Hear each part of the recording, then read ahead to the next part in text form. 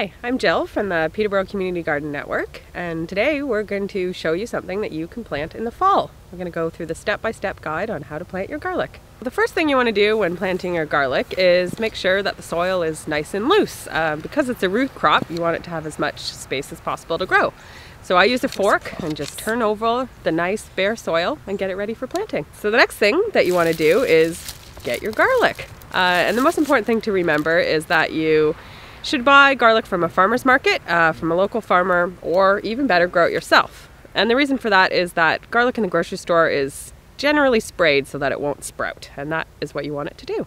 The next step is you're going to take a bulb full of garlic and split it into cloves, and each one of those cloves are what you're going to plant, and eventually they will become their own bulb. So break them up. Try to be really careful so that you don't break through the entire skin, because you don't want the actual fruit of the garlic showing. You need that skin to kind of protect it. It's a good idea to put a little marker of some type where you planted the garlic, because in the early spring you may not see many signs of it yet. So that way you won't plant anything else where you have put it in the previous fall. You can kind of lay it out so that you're sure that you have the right spacing.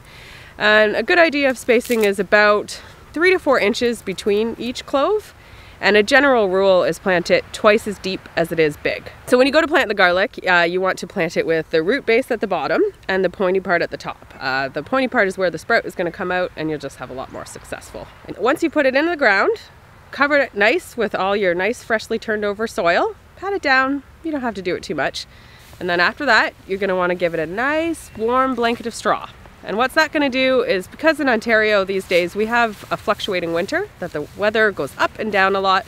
So if you have a nice layer of straw, it's going to keep it nice and warm and protected, and your garlic's not going to start sprouting until very early spring, and that's when you want it to do that. And so that's the basic steps to go ahead, plant your garlic for the fall. That way you're going to have lots of great garlic to harvest, starting with the scapes in late June, and then you can pull your garlic out in late July, and you'll have your very own garlic to eat or plant again next year.